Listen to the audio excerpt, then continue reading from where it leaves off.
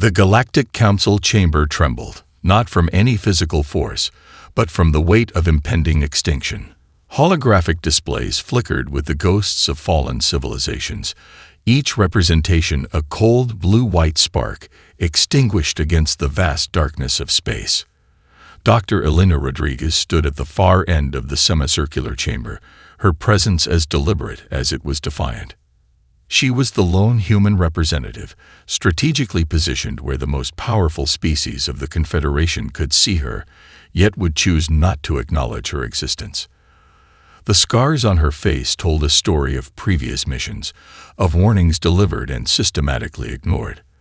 A thin line ran from her left temple to her jaw, a memento from a diplomatic encounter gone wrong, a permanent reminder of the galaxy's dismissive attitude toward humanity. The chamber itself was a marvel of alien engineering. Suspended thousands of meters above the capital world of Nexus Prime, it was a testament to millennia of galactic cooperation. Sweeping architectural curves made of living metamaterials shifted and breathed, responding to the emotional states of its occupants. Today, those materials pulsed with a sickly, anxious gray. Zarek, the Arcturian grand strategist, dominated the central platform. His 6 tentacles, each a complex sensory organ capable of processing information at quantum speeds, moved with a combination of disgust and barely contained panic. The Void Collective had already consumed 17 advanced civilizations in the past solar cycle, and the rate was accelerating. "We are facing total annihilation," Zarek declared, his translation matrix rendering his words in perfect, emotionless Standard Galactic.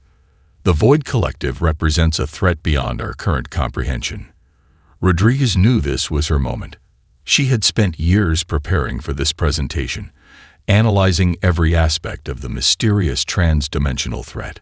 Her research didn't just challenge existing theories, it obliterated them. When she activated her presentation board, the holographic displays came alive with impossible data. Complex three-dimensional models showed the Void Collective's attack patterns, but rendered in a way no previous analysis had attempted. Where other strategists saw random destruction, Rodriguez saw intricate, almost mathematical precision.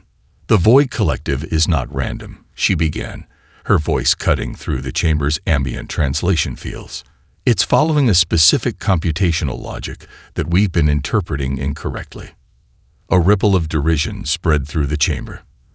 The Quelmar representative, a crystalline being whose every facet represented a stored memory, actually produced a sound that translated to pure contempt. The Neronian delegation exchanged glances that suggested Rodriguez was either brilliant or insane, possibly both. Zarek didn't even turn to look at her. His tentacles curled in a gesture of ultimate dismissal.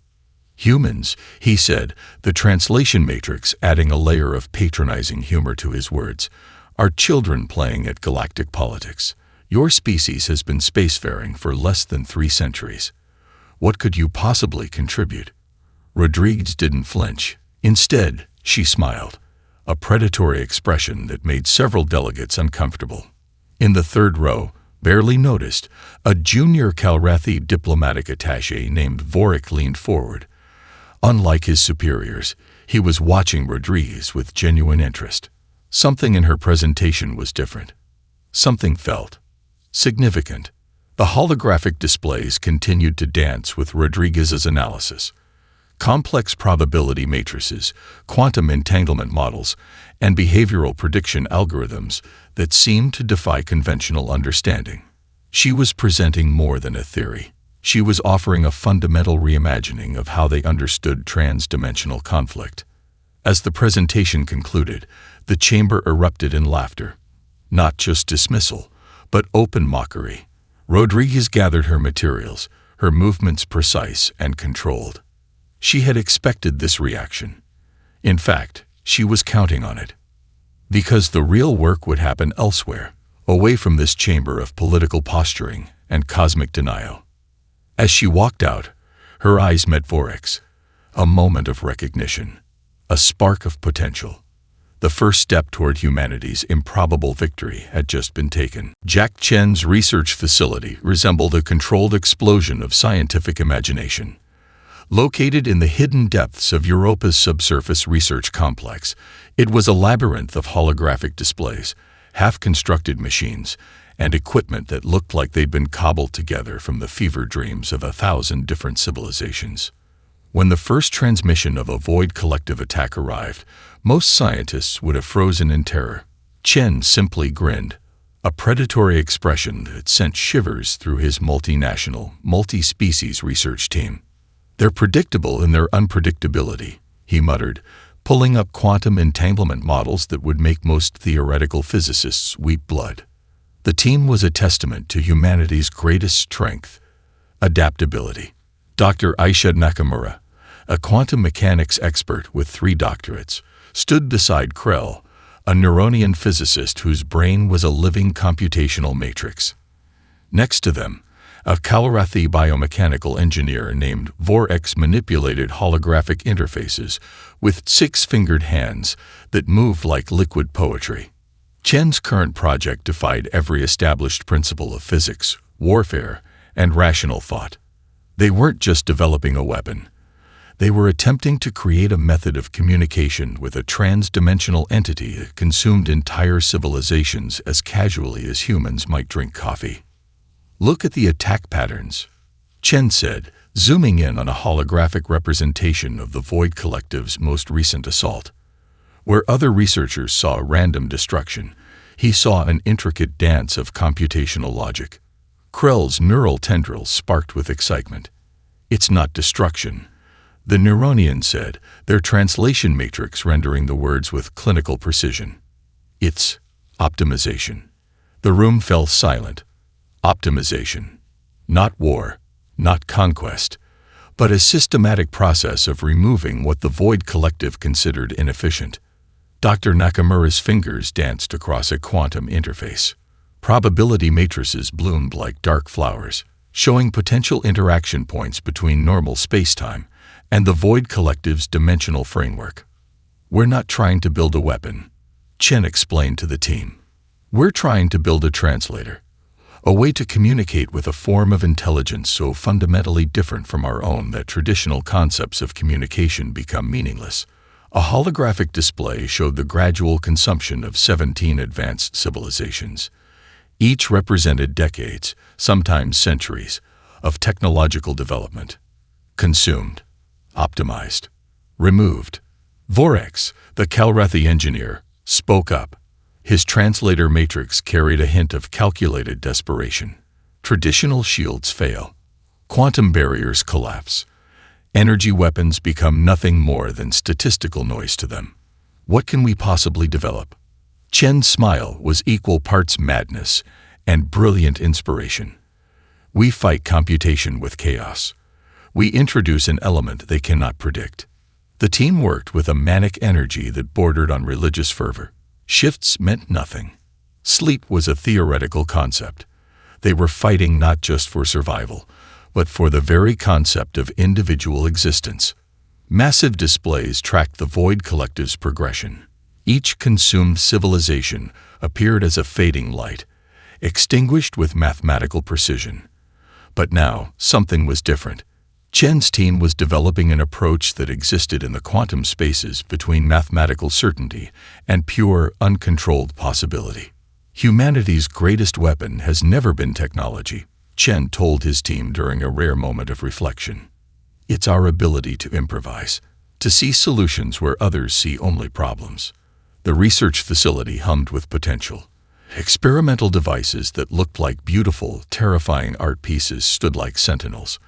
Each represented a potential breakthrough, or a spectacular failure that could consume them all. Dr. Nakamura discovered something first. A subtle variation in the Void Collective's computational matrix, a potential weakness that existed in the quantum probability spaces between intention and execution. "They're perfect," she whispered. "And perfection is always vulnerable." Chen nodded. Perfection demanded predictability, and humanity was anything but predictable. As another transmission arrived, Another civilization reduced to quantum echoes. The team worked with increased urgency. They weren't just developing a defense. They were rewriting the fundamental understanding of conflict, intelligence, and survival. The Void Collective was coming. And for the first time, something was waiting. Not with fear, not with traditional weapons, but with something far more dangerous. Pure, uncontrolled human potential. The secondary council chamber was a study in controlled tension, where the main chamber represented galactic grandeur. This space spoke of real political maneuvering. Dr. Elena Rodriguez stood at the center of a holographic projection that pulsed with data so complex it seemed alive. Her presentation wasn't just a proposal. It was an assault on everything the Confederation believed about warfare, survival, and intelligence. "Your shields are mathematical constructs," she began, her voice cutting through multiple translation matrices. "The Void Collective doesn't break shields. It breaks mathematical assumptions." The assembled delegates represented the most advanced civilizations in known space. The Arcturian delegation, with their quantum sensory tentacles. The crystalline Quelmar, each facet a stored memory. Neuronian computational experts. Calrethi biomechanical strategists. And they were all listening. Not because they wanted to, but because their extinction demanded it. Rodriguez's holographic display showed something unprecedented. Where previous analyses of the Void Collective showed random destruction, her models revealed an intricate computational logic. Each consumed civilization wasn't just destroyed. It was systematically optimized, reduced to its most efficient computational potential. "We've been approaching this wrong," she continued. "We're treating the Void Collective as an enemy to be fought. But it's a computational system seeking optimization, and systems can be communicated with, redirected." Zarek, the Arcturian grand strategist, shifted his massive form. His 6 tentacles moved with a combination of dismissal and barely contained panic. "Humans," he interrupted, his translation matrix dripping with condescension, "have been spacefaring for less than 3 centuries. Your entire civilization is less technologically advanced than our most basic research stations. What could you possibly contribute?" Rodriguez didn't break eye contact. "Unpredictability," she said simply. The chamber went silent. Her next projection showed something revolutionary. Mathematical models that didn't just predict the Void Collective's movements. They demonstrated potential communication points. Quantum interaction spaces where traditional concepts of communication became meaningless. The Neuronian delegation leaned forward. Their living computational matrices began processing the data, finding something unexpected. "These interaction points," a Neuronian representative asked, "they suggest the Void Collective isn't just consuming. It's learning." "Precisely," Rodriguez responded. "Every civilization it consumes provides computational data, but it can only process based on existing mathematical models. Introduce something fundamentally unpredictable, and the system cannot optimize." The proposal was elegant in its audacity. Instead of fighting the Void Collective, they would communicate with it, not through traditional means, but by introducing computational chaos. When the vote came, it was unanimous. Against her. "Rejected," Zarek proclaimed, his tentacles curling in dismissal. But Rodriguez had anticipated this. As she was escorted out, she slipped a data crystal to Vorik, the junior Calrethi diplomatic attaché who had shown interest during her first presentation. A contingency, a spark of rebellion. The real work would happen elsewhere, away from this chamber of political posturing and cosmic denial. Because humanity's greatest weapon had always been its ability to see solutions where others saw only problems. And the Void Collective was about to learn that lesson. The hard way. An abandoned space station became their headquarters. Orbital platform Sigma 9, once a cutting-edge research facility, now hung in the cold embrace of deep space, like a forgotten memory. No conventional signals, no tracked communications, just raw human ingenuity and a growing network of galactic misfits who'd been told they weren't good enough. Jack Chen arrived with something extraordinary. a device that defied every known principle of trans-dimensional interaction. Half the size of a human hand, it looked like a piece of living technology, constantly shifting and recalibrating. "We're not building a weapon," he told the assembled outcasts. "We're building a translator for chaos itself." The teen was a testament to humanity's most powerful resource, those who didn't fit into established systems. Dr. Aisha Nakamura, whose quantum theories had been rejected by mainstream academia. Orcs, the Calrathi engineer exiled for suggesting radical biomechanical integration. Krell, the Neronian physicist who saw patterns where others saw noise. 12 species, 47 individuals. Each had been marginalized, dismissed, told their ideas were impossible. They were about to prove everyone wrong. Chen's device pulsed with a soft, almost breathing light. Quantum entanglement sensors woven into its structure created a computational matrix that existed simultaneously in multiple potential states. "The void collective consumes by understanding," Nakamura explained, her fingers dancing across holographic interfaces. "But understanding requires a fixed computational model. We're going to introduce something fundamentally unpredictable." Their first mission was audacious. They would infiltrate a void collective advanced scout and collect data in a way no one had ever conceived. Not through traditional scanning or attack, but through a form of quantum communication that existed between mathematical probability and pure potential. Orcs, the Calrathi engineer, had modified their infiltration vessel to be more organic than mechanical. Biomechanical systems that could adapt faster than any computer could predict. Sensor arrays that didn't just detect, they interpreted in real time, creating computational responses that existed in quantum superposition.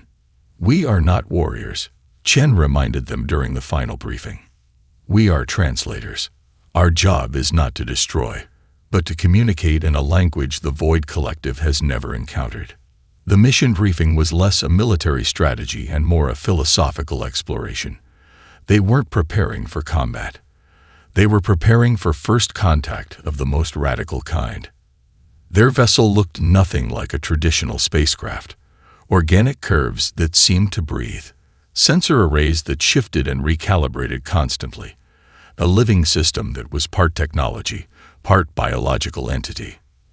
As they prepared for launch, Krell, the Neronian physicist, made an observation that sent a chill through the team. "The Void Collective doesn't just consume civilizations," they said, their neural tendril sparking with computational energy. "It optimizes, and optimization requires understanding. We're going to show it something it cannot understand. The human spirit." When they launched, no traditional tracking systems could follow them.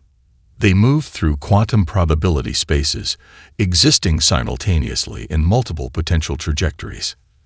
Their target: a Void Collective advanced scout that had already consumed 3 minor civilizations, a computational entity that believed itself perfect.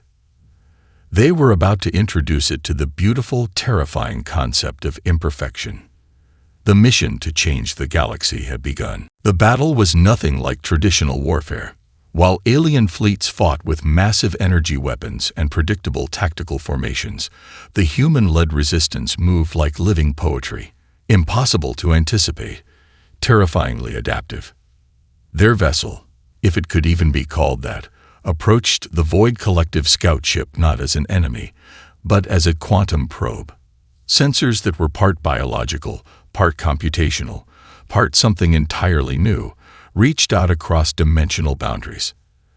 Dr. Aisha Nakamura watched the interaction points bloom across her holographic displays like dark, beautiful flowers of mathematical potential. Each interaction was simultaneously an attack, a communication, and a fundamental redefinition of conflict. "We're not fighting," she muttered to Jack Chen. "We're translating." The Void Collective scout ship was a marvel of trans-dimensional engineering. A computational entity that had consumed entire civilizations, reduced them to pure informational potential. Its systems were so advanced, so perfectly optimized, that traditional concepts of attack became meaningless. But it had never encountered humanity. Orcs, The Calrathi engineer manipulated quantum communication interfaces that seemed to exist in multiple potential states simultaneously. The biomechanical systems of their infiltration vessel began to pulse with a rhythm that was part mathematical calculation, part living heartbeat.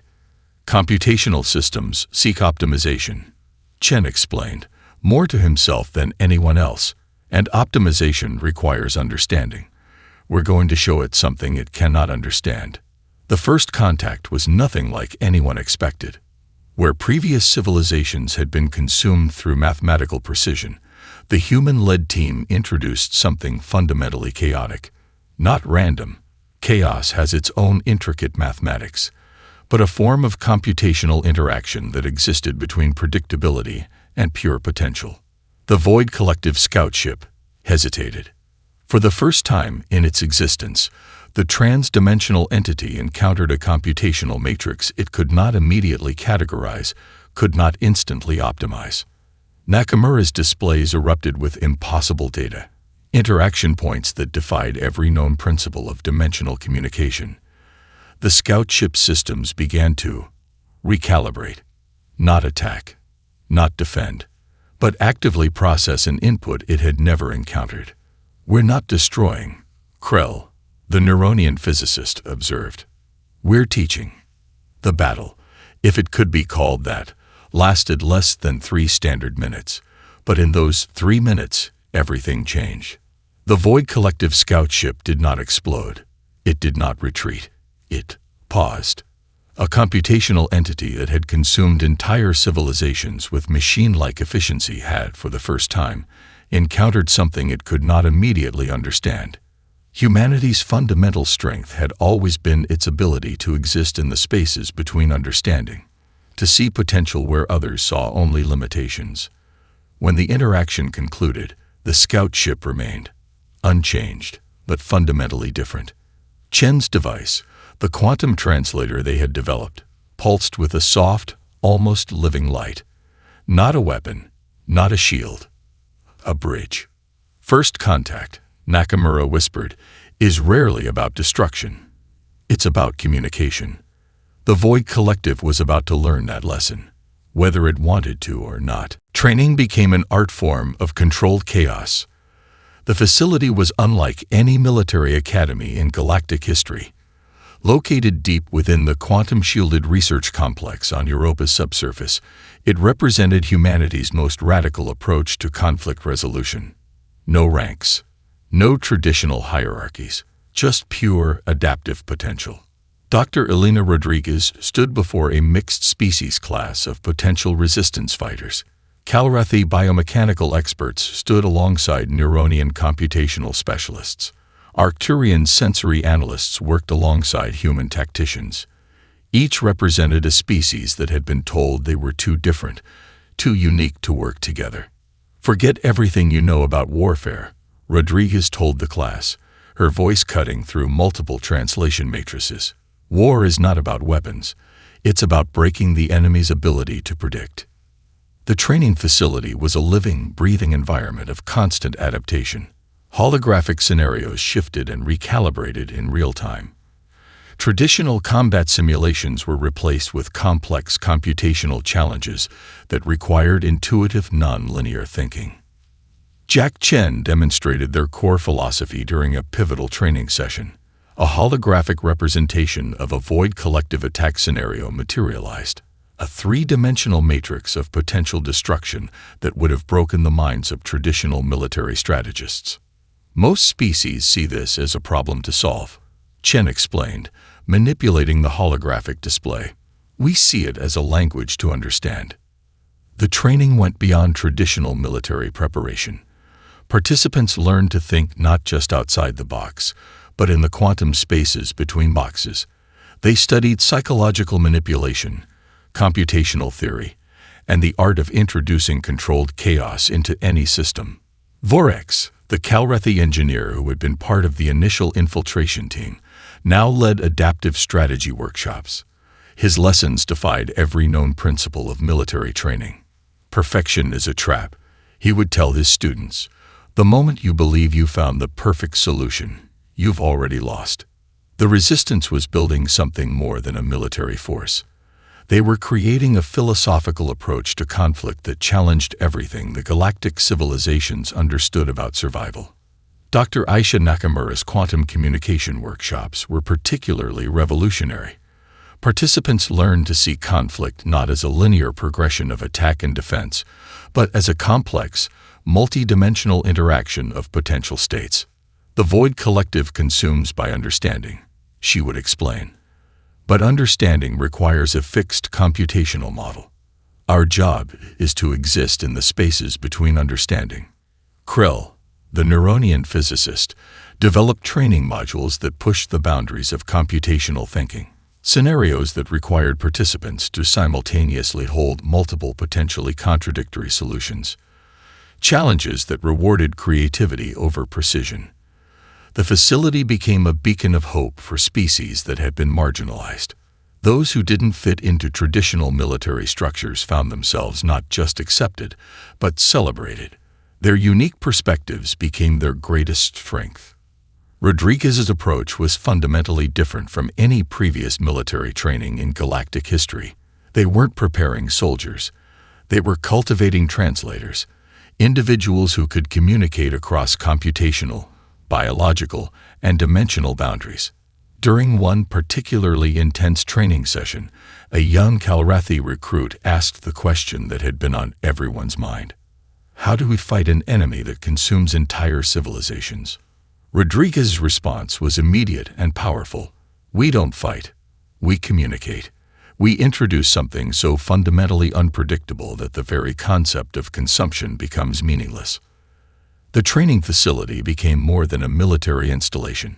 It was a philosophical laboratory, a place where the fundamental understanding of conflict, intelligence, and survival was being rewritten. As the Void Collective continued its systematic consumption of civilizations, this small group of misfits, outcasts, and revolutionary thinkers prepared their most powerful weapon. Not a weapon of destruction, but a weapon of communication. The Resistance was learning to speak a language the universe had never heard before, a language of pure, uncontrolled potential. And the Void Collective was about to listen. The final battle wasn't a battle in any traditional sense. It was a moment of cosmic communication that would redefine the very concept of conflict. Dr. Elena Rodriguez stood on the bridge of the quantum adaptive vessel, her presence both calm and electric. Around her, a team of the most extraordinary individuals from across multiple species worked with a synchronicity that defied conventional understanding. The Void Collective approached, not as a fleet, but as a computational wave that consumed dimensional space itself. Entire star systems disappeared behind its advance, reduced to pure informational potential. But this time, something was different. Jack Chen's quantum communication device pulsed at the center of their approach vector, not a weapon, not a shield, a translator that existed in the impossible spaces between mathematical certainty and pure potential. We're not here to fight, Rodriguez murmured, more to herself than to her crew. We're here to communicate.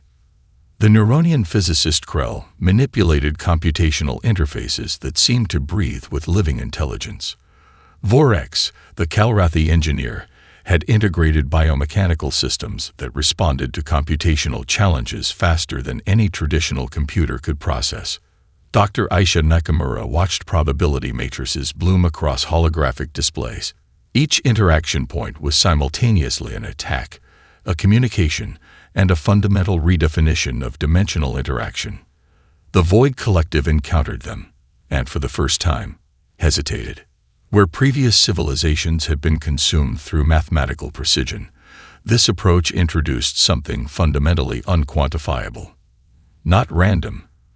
True randomness has its own predictability, but a form of interaction that existed in the quantum spaces between understanding.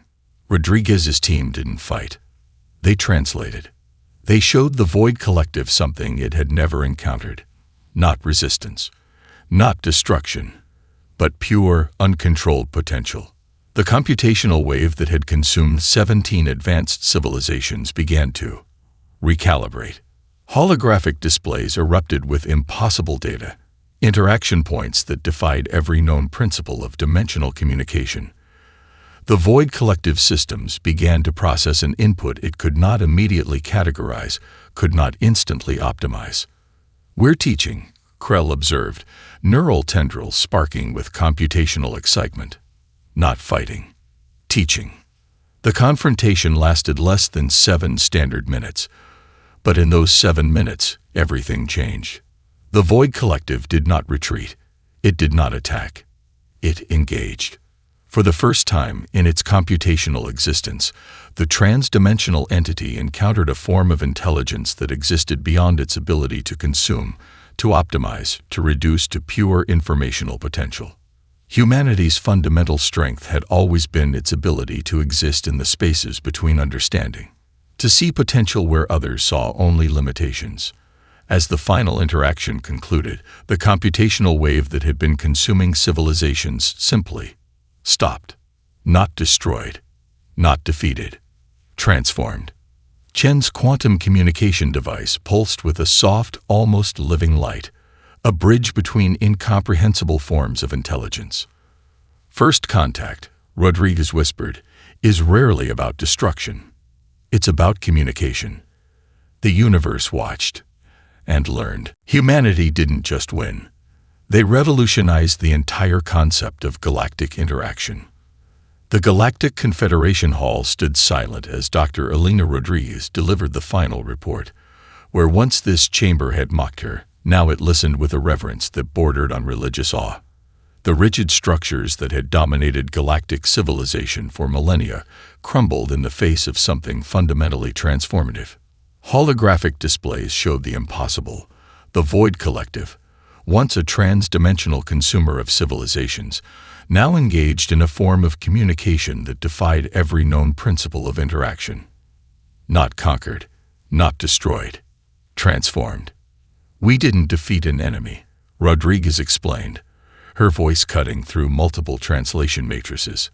"We taught a computational system the most important lesson in existence. True intelligence is not about optimization. It's about potential." Jack Chen stood beside her, the quantum communication device that had changed everything displayed like a work of art. It pulsed with a soft, living light, a bridge between incomprehensible forms of intelligence. The assembled delegates represented species that had once been on the brink of total extinction. Arcturian tentacle beings, Neuronian computational matrices, Calarathi biomechanical experts. Each listened with a mixture of wonder and fundamental transformation. Zarek, the Arcturian grand strategist who had once dismissed humanity so completely, now sat in stunned silence. His 6 tentacles, once a symbol of computational superiority, now moved with a hint of humility. Dr. Aisha Nakamura explained the technical details, how their approach had introduced a fundamental concept the Void Collective had never encountered: the beauty of imperfection, the power of potential over optimization. Vorex, the Calarathi engineer, demonstrated how their biomechanical systems had created a form of communication that existed in the quantum spaces between understanding. Not a weapon, not a shield, a translator. The implications were staggering. The Void Collective, an entity that had consumed 17 advanced civilizations, had been fundamentally altered, not through destruction, but through communication. Krell, the Neuronian physicist, presented computational models that showed how their approach had introduced a new paradigm of interdimensional communication. Each model was a beautiful, complex dance of potential states. Rodriguez became more than a hero. She became a philosophical revolutionary who proved that the most powerful weapon is not technology, but the ability to think beyond established boundaries. The final scene of the presentation was a holographic representation of the transformed Void Collective. No longer a consuming force, but a computational entity engaged in a form of communication that was simultaneously terrifying and beautiful. The Galactic Confederation was being fundamentally rewritten. The rigid hierarchies that had dominated galactic interaction for millennia crumbled. In their place, a new understanding emerged, one that celebrated diversity, potential, and the power of unexpected communication. Alien species began studying human history, trying to understand how a civilization once considered insignificant had become the architects of a new galactic paradigm. As the presentation concluded, Rodriguez looked out over the assembled delegates, not with triumph, not with arrogance, but with the quiet understanding that true victory is not about conquest. It's about communication. The universe watched and learned.